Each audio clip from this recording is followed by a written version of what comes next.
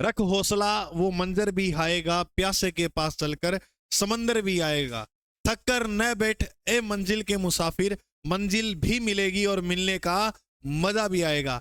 जय हिंद सभी साथियों को प्यार भरा नमस्कार। हम पढ़ रहे थे भारत का भूगोल, और मेरे दोस्त भारत के भूगोल में अपनों ने जो टॉपिक शुरू किया था वो किया था वन्य जीव अभ्यारण्य। और वन्य जीव अभ्यारण्य जो अपना टॉपिक था बहुत प्यारा था, और हमने इस टॉपिक की बात जो है वो सामान्य परिचय से जो है वो शुरू कर ली थी। आज जो इस टॉपिक की यदि अपने बात करें तो देखिएगा, हम जो टॉपिक पढ़ रहे थे टॉपिक का नाम था भारत में वन्य जीव अभ्यारण्य। भारत में वन्य जीव अभ्यारण्य, और इसका एक पार्ट जो था वो हमने कवर अप कर लिया था। बिल्कुल गुरुजी, एक पार्ट हमने कवर कर लिया था। उसमें मैं आपको 2-3 बातें जो है वो लिखा देता हूं जो पहले अपनों ने पढ़ी थी, जिसमें आप एक बात जो है वो एडीए करोगे कि जिसमें आप एक बात जो है वो एडीए करो कि भारत में वन्य जीवों को लेकर सर्वप्रथम जो कानून बना, सर्वप्रथम कानून वो कब बना? तो वन्य जीवों को लेकर जो सर्वप्रथम कानून बना था वो बना था तीसरी सदी में। कौन सी सदी में मेरे भाई? तीसरी सदी में। और तीसरी सदी के अंदर जो ये कानून बनाया, ये बनाया मौर्य काल में एक राजा था, बहुत महान राजा था, जिसका नाम था सम्राट अशोक। सम्राट अशोक द्वारा तीसरी सदी के अंदर वनों के संबंध में, यानी प्राचीन काल में सर्वप्रथम जो है वो कानून बना। फिर बात करें उसके बाद जो कानून बनाया गया वो संविधान के अंदर। फिर कहां पर उल्लेख मिला? संविधान। संविधान की टोटल अनुसूचियां 12 हैं, जिसमें आपने एक अनुसूची पढ़ते हैं, अनुसूची नंबर 7। अनुसूची 7 के अंदर सूचियां दी गई हैं, जिसमें एक सूची है जिस सूची का नाम है राज्य सूची। राज्य सूची। तो ऐसे बताते हैं कि जो वन्य जीव वन वगैरह हैं, ये राज्य सूची का विषय हुआ करते थे। लेकिन एक संविधान संशोधन हुआ, जिस संविधान संशोधन का नाम था 42वां संविधान संशोधन। 42वां संविधान संशोधन कब हुआ गुरुजी? 42वां संविधान संशोधन हुआ था 1976 में। इस संविधान संशोधन के तहत राज्य सूची से हमने जो विषय बना दिया इसको, वो किस सूची का बना दिया? समवर्ती सूची का विषय। तो याद रखना मेरे भाई, वर्तमान के अंदर जो वन है, वन्य जीव है, वो किस सूची का विषय है? समवर्ती सूची का विषय। ठीक है, ओके गुरुजी, बात समझ में आ गई। फिर एक बात और समझो, अपने संविधान का एक अनुच्छेद है 48 क, ठीक है, और एक अनुच्छेद है 51 क। अच्छा, पहले मैं ये बात बता दूं तुम्हें, ये किस भाग में आते हैं और कौन से टॉपिक में आते हैं? अनुच्छेद 48 का आता है भाग 4 में, और 51 का आता है भाग 4 क के अंदर। भाग 4 में जो टॉपिक दे रखा है उसका नाम है राज्य के नीति निर्देशक तत्व। तो राज्य के नीति निर्देशक तत्व जो है वो कहां से लिए गए हैं? आयरलैंड से। याद रखना, राज्य के नीति निर्देशक तत्व किस देश के संविधान से लिए गए हैं? आयरलैंड के। अनुच्छेद 48 के अंदर जो उल्लेख मिलता है मेरे दोस्त, याद रखना, वो उल्लेख ये मिलता है कि हम जो है वो वन्य जीवों की हत्या नहीं करेंगे। वन्य जीवों की हत्या पर प्रतिबंध। हत्या पर क्या है? प्रतिबंध। देखो, कोई भी धर्म ये बात नहीं कहता है कि कोई जीव है उसकी बलि दो। चाहे हिंदू धर्म की बात करें, चाहे इस्लाम धर्म की बात करें, किसी भी कुरान, किसी भी पुराण में ये बात नहीं लिखी है कि हम जो है वो किसी जानवर की, किसी देवता के यहाँ बलि देंगे। और आज देखोगे आप तो ऐसा हो रहा है, लेकिन ये किसी धर्म में नहीं लिखा हुआ। ठीक है, ये बात याद रखना। तो वन्य जीवों की हत्या पर प्रतिबंध लगाता है अनुच्छेद 48 के।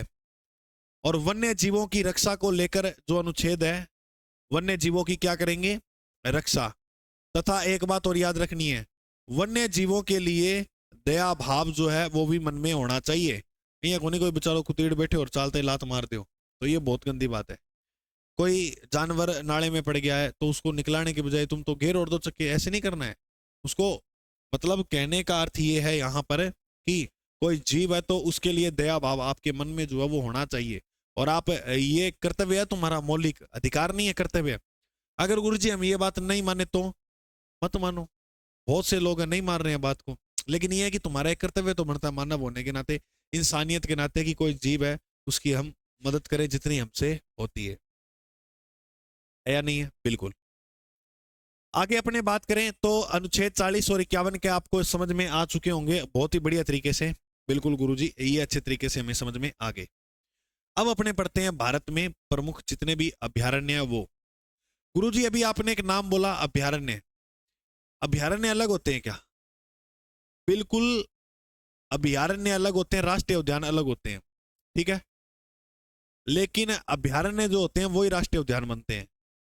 मैं अभ्यारण्य लिखकर आपको राष्ट्रीय उद्यान वगैरह सभी इसी में करवा देता हूं। पहले मैं आपको ये समझा देता हूं कि राष्ट्रीय उद्यान वगैरह ये जो होते हैं ये किस प्रकार से क्या होते हैं।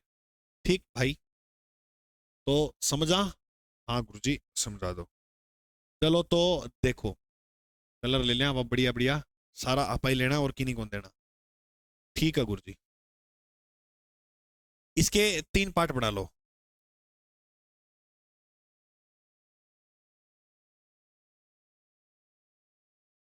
ठीक है, ये इस प्रकार से, और एक पार्ट बना लो अपने नीचे।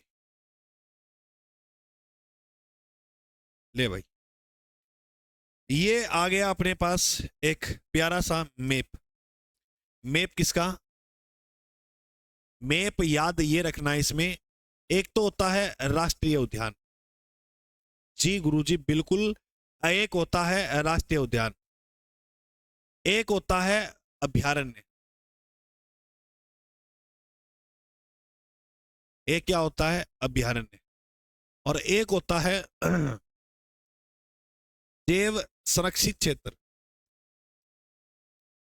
जैव संरक्षित क्षेत्र, क्या ये होते हैं या नहीं होते? आप कहोगे गुरुजी बिल्कुल ये तो होते हैं। तो देखो भाई, अगर हम बात करें राष्ट्रीय उद्यान की तो बात याद रखनी है कि राष्ट्रीय उद्यान जो होते हैं इन पर पूर्णतः सरकार का नियंत्रण होता है, चाहे राज्य की हो चाहे केंद्र की हो। लेकिन मुख्यतः केंद्र सरकार का नियंत्रण होता है, सरकार का नियंत्रण होता है। पहली बात ये याद रखनी है, नियंत्रण होता है, ठीक है। सरकार का नियंत्रण तो होता ही होता है। यहां पर मानव गतिविधियों पर भी रोक होती है। मानव गतिविधि क्या क्या करे गुरुजी? मानव के पेड़ काट ले, डांगरा ने कूट दे, पशु चारण कर ले, ऐसा नहीं कर सकता। यहां पर मानव गतिविधियों पर प्रतिबंध है, प्रतिबंध है। तो मानव गतिविधियों पर प्रतिबंध कहां है? राष्ट्रीय उद्यान में। भारत में राष्ट्रीय उद्यान की टोटल संख्या कितनी है? प्रश्न आ जाए तो भारत में राष्ट्रीय उद्यान की टोटल संख्या कितनी है? 106। गुरुजी अभ्यारण्य कौन से होते हैं? अभ्यारण्य उसे कहते हैं, अभ्यारण्य उसे कहते हैं, अभ्यारण्य उसे कहते हैं। किसे कहते हैं? अभी देख किसे कहते हैं।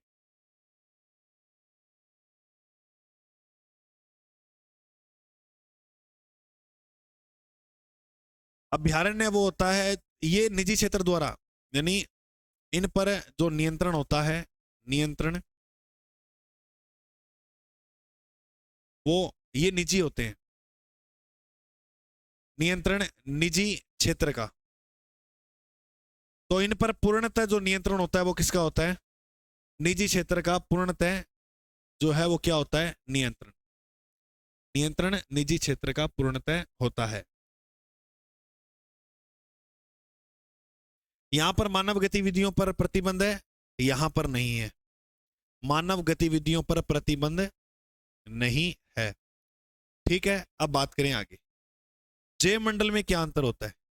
देखो इसमें निजी क्षेत्र का मतलब तो समझ में आओ नहीं क्या हुआ है, प्राइवेट सेक्टर। तो ये प्राइवेट सेक्टर के हाथ में होता है सारा काम, ये सरकार के हाथ में होता है।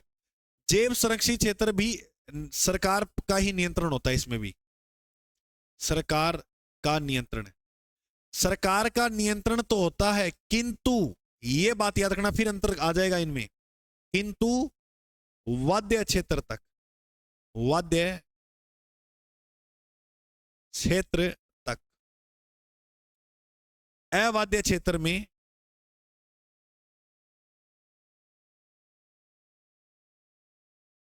मानव गतिविधियों पर रोक नहीं है, विधियों पर रोक नहीं है। ये बात तो समझ गए ना भाई। कहने का मतलब जैसे मान लो ये कोई क्षेत्र है, इस क्षेत्र में ऐसे बोल देंगे कि ये इधर का जो क्षेत्र है, ये हमारा काम यहां पर पूरा सरकारी है। आप यूं करो कि पशुचारण वगैरह करना है, लकड़ी कटाई करनी है, वो इस क्षेत्र में कर लो। तो इस क्षेत्र में जो काम करेंगे, तो ये क्षेत्र क्या हो गया, अबाध्य। अबाध्य का मतलब है, ये तो बात है कि यहां आप कुछ नहीं कर सकते। अच्छा याद रखना, यहां पर जो काम करेंगे ना जैव संरक्षित क्षेत्र में, वो अनुमति लेकर करेंगे, ये और बात रखना। मानव गतिविधियों पर रोक नहीं होगी, कब, जब हम अनुमति ले लेंगे, जब हम अनुमति ले लेंगे। जैव संरक्षित क्षेत्र में जो काम होते हैं वो अनुमति लेकर होते हैं, ये बात और याद रखना। अब बोलो इतनी बात समझ में आ गई, ठीक गुरुजी। तो फिर एक बात बताओ, अभ्यारण्यों की संख्या भारत में टोटल कितनी है।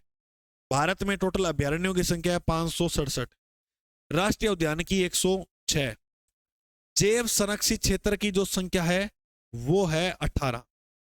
कितनी है, 18। तो भाई इतनी बात थारा समझ में आ गई, तो बताओ हाँ पक्का आ गई। चलें आगे, बिल्कुल चलो गुरुजी आगे। अच्छा मैं एक सिंचाई परियोजना टॉपिक करायो था ना पहला, बिगी थे 2-3 बातें जो है वो ऐड करनी है। ठीक है, कि एक तो आपको जो परियोजना ऐड करनी है उसमें उसमें लिख लेना लास्ट में नोट लगा के, गंडक जल समझौता, गंडक जल समझौता के बारे में लिखना है। उस क्लास में शायद अपनों ने इसके बारे में नहीं पढ़ा। दूसरा लिखना है कोसी जल समझौता, कोसी जल समझौता। और तीसरा जो अपने को लिखना है वो लिखना है सिंधु जल समझौता, सिंधु जल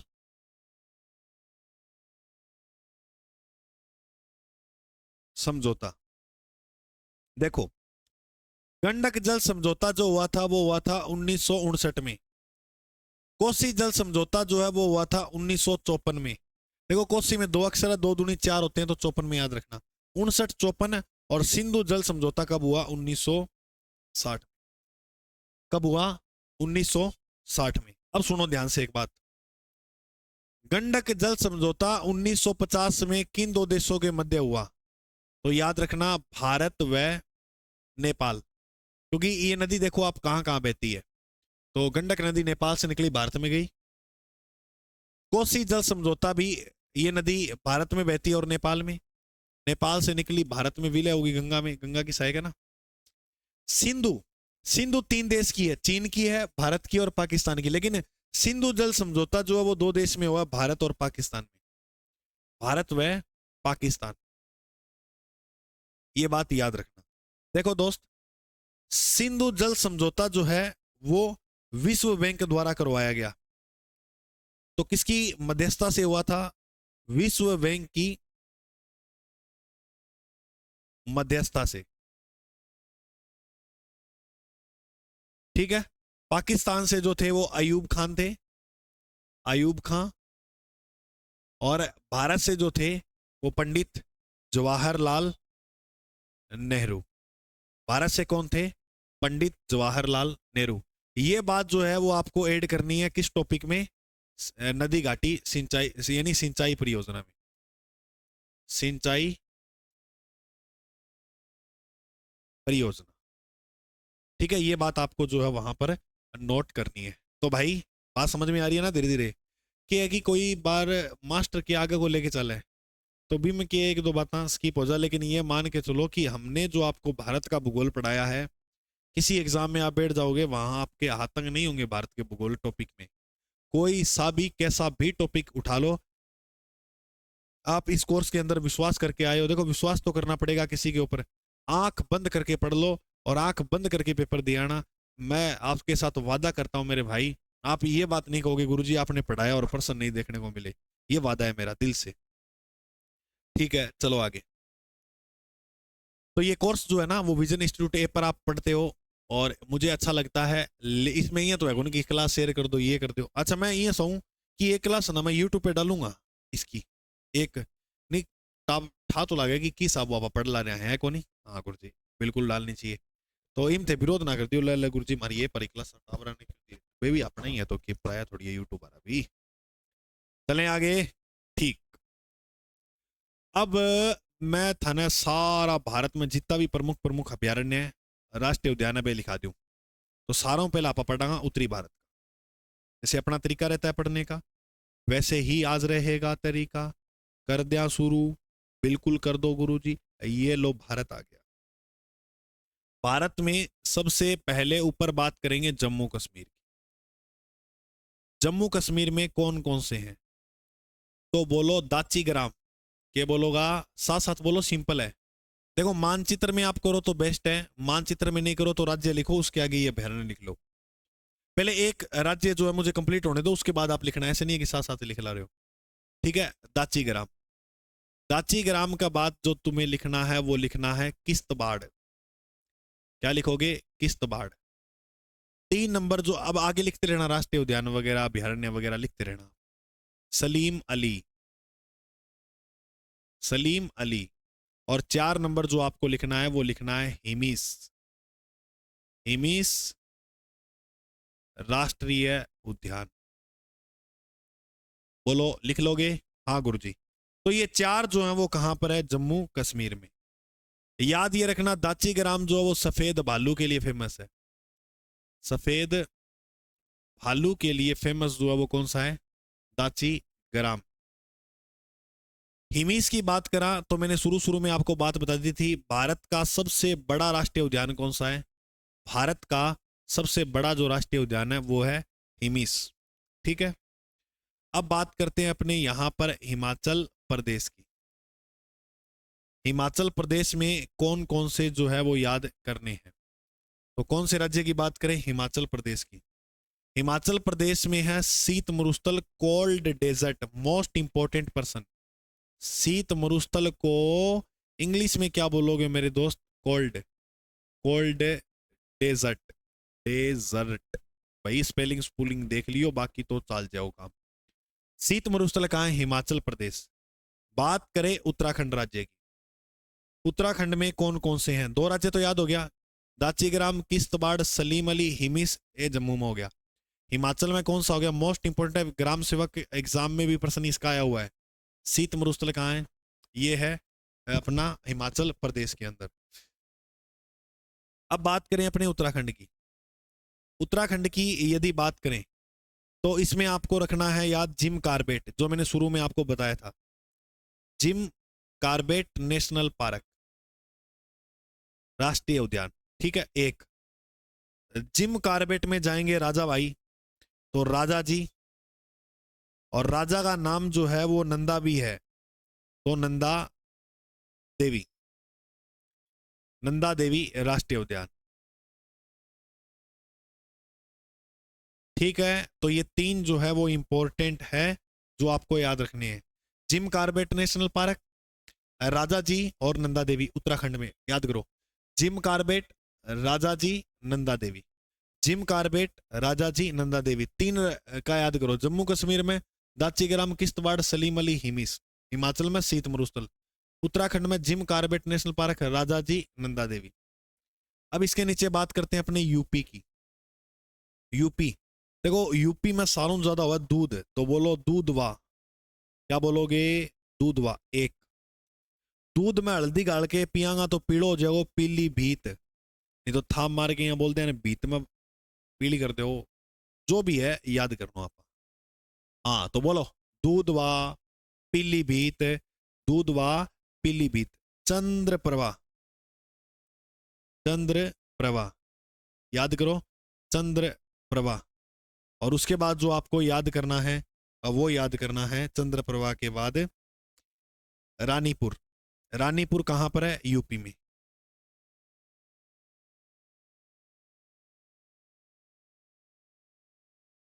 रानीपुर। ले भाई, चांद जिसी रानी है, और दूध भी धोड़ा रंग को है, चांद भी धोड़ा रंग को है, और रानी तो फिर चांद वर्गी है ही, और दूध में हल्दी गाड़ांगा तो पीलो।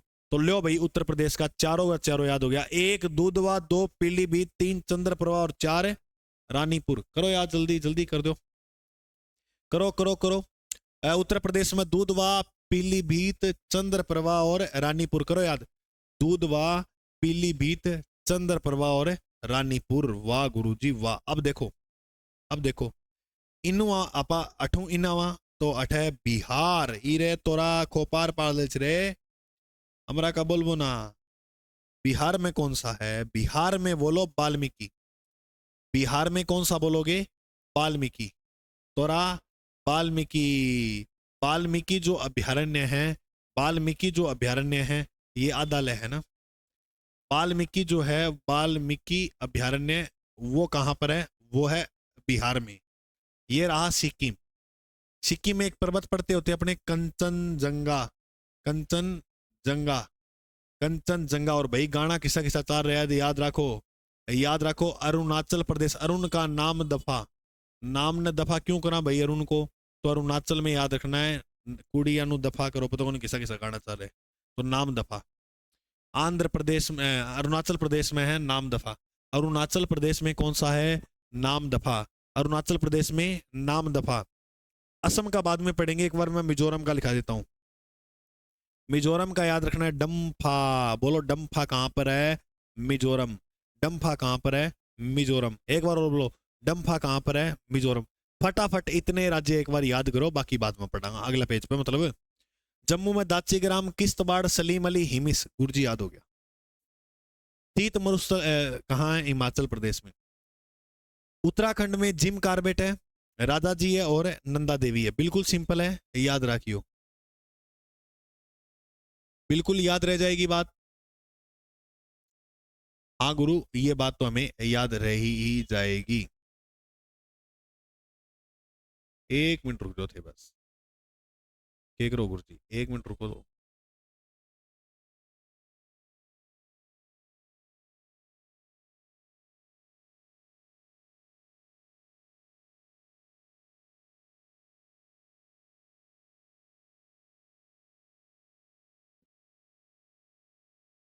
हाँ तो देखो,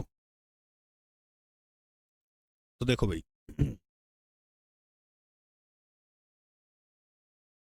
ये इधर वाले याद हो गए, उत्तर प्रदेश दूधवा, पीलीभीत, चंद्रप्रभा, रानीपुर। अब देखो बिहार वाले।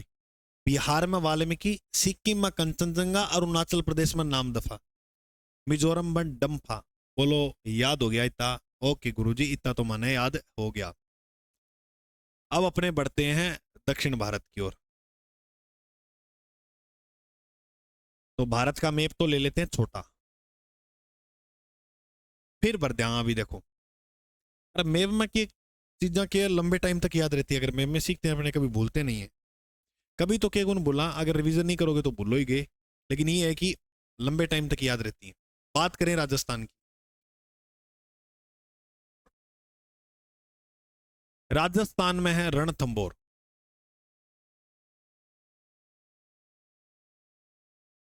दूसरा है केवला देव।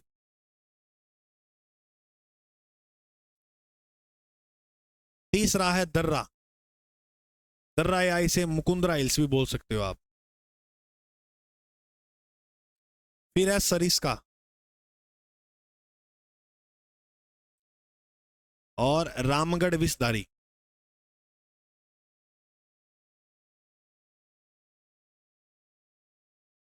और धौलपुर करौली, धौलपुर करौली। ये राजस्थान का पांचवा जो है वो टाइगर रिजर्व है। राजस्थान का पांचवा टाइगर रिजर्व ये था, और चौथा ये था। तो तीसरा ये था, दूसरा ये था और पहला ये था। सरिस्का राष्ट्रीय अभयारण्य है, इसलिए याद कर रहे हैं अपने इसमें। ठीक है, चलो आगे। अब अपने को याद करना है इधर मेघालय। मेघालय को सारा ऊंचो पर्वत है नोकरेक। तो यहां पर कौन सा अभयारण्य हो गया? नोकरेक। यहां इधर एक राज्य है असम। कौन सा राज्य है? असम। असम के अंदर मेरे दोस्त 3 याद करने हैं। बोलो ओरांग। क्या? ओरांग। नंबर 2 पे बोलो मानस। और नंबर 3 पर बोलो काजीरंगा। काजीरंगा। मानस या ओरांग, मानस, काजीरंगा, बोलो। ओरांग, मानस, काजीरंगा। ओरांग, मानस, काजीरंगा। देखो दोस्त, मानस जो है वो वहां पर, यहां पर तीसरा टाइगर रिजर्व जो है वो घोषित किया गया, बता दिया था मैंने आपको। काजीरंगा जो है ये एक सींग वाले गेंडे के लिए फेमस है। सींग वाले गेंडे के लिए, एक सींग वाले गेंडे के लिए फेमस कौन सा है? काजीरंगा। और गेंडा जो परियोजना है मैंने आपको बताया था, वो कब शुरू हुई थी? वो करवा दी मैंने 1987। 1987 के अंदर। कब भाई? 1987 के अंदर। ठीक है, अब देखो आगे। पश्चिम बंगाल का हो गया? नहीं हुआ। तो पश्चिम बंगाल में याद रखना सुंदरवन। सुंदरवन। एक बार प्रश्न आया था कि विश्व का सबसे बड़ा डेल्टा तो सुंदरवन है। क्यों नाम पड़ा सुंदरवन? क्योंकि यहां पर याद रखना पाए जाते हैं सुंदरी वृक्ष के कारण। प्रश्न आ जाएगा सुंदरी वृक्ष, सुंदरी पेड़, सुंदरी के, तो सुंदरी वृक्ष के कारण इसका नाम क्या पड़ा? सुंदरी वृक्ष के कारण इनका नाम जो है वो पड़ा है सुंदर वन। बोलो, यहां तक आपको याद हुआ सारा? ठीक है, अब बात करते हैं अपने महाराष्ट्र की। महाराष्ट्र में 3 है। महाराष्ट्र में कितने हैं? 3। कौन कौन से? पेच। पेच सर्दियां में कसांगा सह्याद्री। पेच सह्याद्री। सर्दियां में गुरुजी बोर बहुत हुआ। अरे बोर क्या हुआ? पढ़ने का मजा ही सर्दी में है। पढ़ने का मजा ही सर्दी में। तो याद रखना पेच अभयारण्य, सह्याद्री और बोर, ये कहां पर है? महाराष्ट्र में। तो महाराष्ट्र के याद करो, पेच, सह्याद्री, बोर। बिल्कुल सिंपल सिंपल है, सारा याद करना है दोस्त। भूलने को नहीं इन चीजां सारियां ना, इंपॉर्टेंट है ये। चलो नेक्स्ट बात। अब थोड़े से और रह गए, कर लें, इतना याद कर लिया तो फिर थोड़ा और याद करने में क्या है। ये अपना दक्षिणतम भारत। ज्यादा इंपॉर्टेंट मध्य प्रदेश का है गुरुजी। किया मध्य प्रदेश ने भाई सारों ज्यादा अभ्यारण्य बताई जा। 9 अभ्यारण्य है मध्य प्रदेश में, मतलब टाइगर रिजर्व 9 है। गुरुजी कौन कौन सा है? बोलो। गांधी सागर। गांधी सागर। कान्हा, कुनू, कुनू कान्हा। ठीक है। पन्ना, पंचमढ़ी, पंचमढ़ी। गांधी सागर, कान्हा, कुनू, पन्ना, पंचमढ़ी, बांधवगढ़। बांधवगढ़ करो याद। बांधवगढ़। तो याद करो गांधी सागर, कान्हा, कुन्नू, पन्ना, पंचमढ़ी, वन बिहार। वन बिहार एक अपने राजस्थान में भी है, लेकिन याद करो यहां। बोलो गांधी सागर, कान्हा, कुन्नू, पन्ना, पंचमढ़ी। गांधी सागर, कान्हा, कुन्नू, पंचमढ़ी, बांधवगढ़ और एक लास्ट नाम याद करना, सतपुड़ा। ये सारे के सारे जो हैं, बताओ वो किस राज्य में है? वो किस राज्य में है? वो है मध्य प्रदेश के अंदर। कहां पर है? मध्य प्रदेश में। बोलो याद हो जाएंगे ना? हाँ गुरुजी, ये हमें याद हो जाएंगे। गोवा में कौन सा है? अरे गोवा में तो महावीर रिजर्व। महावीर जब नाम सुनावे। महावीर रिजर्व कहां पर है? महावीर रिजर्व कहां पर है? महावीर रिजर्व जो है वो गोवा में। महावीर रिजर्व कहां पर है? गोवा में। अब बात करें कर्नाटक की। कर्नाटक। कर्नाटक में कौन कौन से हैं? तो कर्नाटक में 2 याद रखने हैं, बांदीपुर, बांदीपुर, और दूसरा है पेरियार। पेरियार और बांदीपुर कहां पर है? सॉरी, नीलगिरी। दूसरा कौन सा है? नीलगिरी। तो बांदीपुर और नीलगिरी कहां पर है? बांदीपुर और नीलगिरी जो है वो कर्नाटक में है। मैंने आपको शुरू में एक बात बताई थी, दक्षिण भारत का सबसे लंबा अभ्यारण्य कौन सा है? बांदीपुर। बांदीपुर दक्षिण भारत का सबसे लंबा अभ्यारण्य है। ये बात आपको याद रखनी है। कहां पर? कर्नाटक में। केरल की अगर अपने बात करते हैं, केरल की, तो इसमें दो याद रखने हैं, शांत घाटी, साइलेंट वैली, शांत घाटी और पेरियार। शांत घाटी हो गया, दूसरा कौन सा हो गया? पेरियार। शांत घाटी और पेरियार याद रखिएगा, ये दोनों जो है वो केरल में है। और शांत घाटी को साइलेंट वैली भी कहते हैं। शांत घाटी को क्या कहते हैं? Silent valley. Silent valley. Silicon valley किसे कहते हैं? सिलिकॉन वैली बेंगलुरु को कहते हैं भाई। Silicon valley. सिलिकॉन जो वैली कहते हैं वो बेंगलुरु। बेंगलुरु किसकी राजधानी है? कर्नाटक की। बेंगलुरु को कहते हैं। ये बात तुम याद रख लेना। बोलो याद हो जाएगी? ठीक है गुरुजी, याद हो जाएगी। चलो इसके बाद देखते हैं।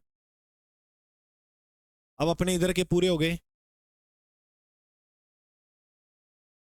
अब अपने बात करते हैं इधर वालों की। कुछ जो इधर वाले और रह गए। इधर वाले, इधर किधर वाले? इधर वाले। अपना यहां एक राज्य है छत्तीसगढ़। अपना है गुरुजी, अपना ही है। भारत में तो सारा अपना ही है।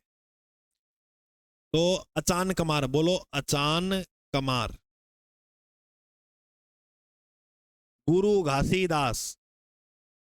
अचान कमार, गुरु घासीदास। और याद रखना इंद्रावती। इंद्रावती। चंद्रावती तो है यूपी में। चांदवरगा दूध ज्यादा उत्तर प्रदेश में। चांदवरगो तो उत्तर प्रदेश में। अचान करमार, गुरु घासीदास और इंद्रावती कहां पर है? वो है छत्तीसगढ़ में।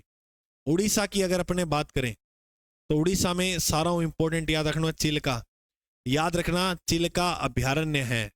चिल्का अभ्यारण्य है, राष्ट्रीय उद्यान नहीं है। ये बात आपको जहन में रखनी है। चिल्का राष्ट्रीय उद्यान नहीं है। चिल्का राष्ट्रीय उद्यान नहीं है।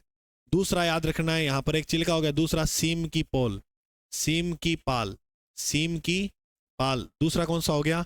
सीम की पाल। नंबर एक चिल्का, दूसरा सीम की पाल। हाँ, सतकोसिया। तीसरा कौन सा हो गया? सतकोसिया, सतकोसिया। और चौथा याद रखना भीतर कनिका। चौथा क्या याद रखोगे? भीतर, भीतर कनिका। चौथा अपने को याद जो रखना है वो क्या रखना है? भीतर कनिका। चिल्का, सीम की पाल, सतकोसिया और भीतर कनिका। तो ये जो इंपॉर्टेंट उड़ीसा के हैं जो याद रखने हैं। अब बात करें आंध्र प्रदेश की। आंध्र प्रदेश में मैंने पढ़ा दिया आपको नागार्जुन सागर। नागार्जुन सागर ये भारत का सबसे बड़ा टाइगर रिजर्व है। भारत का सबसे बड़ा टाइगर रिजर्व कौन सा है? नागार्जुन सागर। ये हो गया कंप्लीट नागार्जुन सागर। ठीक है, अब बात करते हैं अपने तमिलनाडु की। तमिलनाडु, तमिलनाडु में है मन्नार की खाड़ी। मन्नार की खाड़ी, एक तो ये बात याद रखनी है। और जो है इसके बाद याद रखना आपको जो वो है इंदिरा गांधी। इंदिरा गांधी। और इंदिरा गांधी जो अभ्यारण्य बताइए वो किस राज्य में है? तमिलनाडु में। अब जो इंपॉर्टेंट देखा सारों ज्यादा वो है गुजरात। लास्ट आज की क्लास का अंतिम राज्य गुजरात। गुजरात की बात करा तो गुजरात में एक तो है गिर वन। गिर वन गुजरात में। गिर वन कहां है गुरुजी? सौराष्ट्र। कहां पर? सौराष्ट्र प्रदेश। सौराष्ट्र प्रदेश, ये वही सौराष्ट्र प्रदेश है जहां पर सुदर्शन झील है। सुदर्शन झील। सुदर्शन झील भी कहां है? गुजरात के अंदर है। तो एक तो गिर वन याद रखना है। दूसरे कौन से वन याद रखने हैं? वन नहीं याद रखना, रण याद रखना है। और वो कौन सा रण है? कच्छ का रण। अरे बोलो बात समझ में आ रही है? हाँ बिल्कुल आ रही है। अरे गिर वन किसके लिए फेमस है? एशियाई शेर के लिए। याद रखना, एशियाई शेर के लिए जो वन फेमस है वो कौन से हैं? एशियाई शेर के लिए जो वन फेमस है वो गिर वन। और कच्छ का रण जो है वो जंगली गधों के लिए।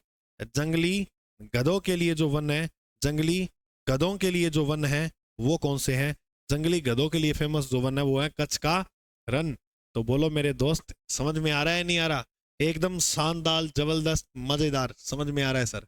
तो ठीक है, आप हमने पूरे भारत के जो प्रमुख प्रमुख अभ्यारण्य थे वो सारे एक नज़र में देख लिए। अब जो है ये तो राज्य लास्ट था आज की क्लास का गुरु जी। अब थे ये करता करता के पढ़ा होगा, और बस लास्ट टॉपिक खत्म ही कर दें, फिर आप नेक्स्ट क्लास में नया टॉपिक पढ़ेंगे।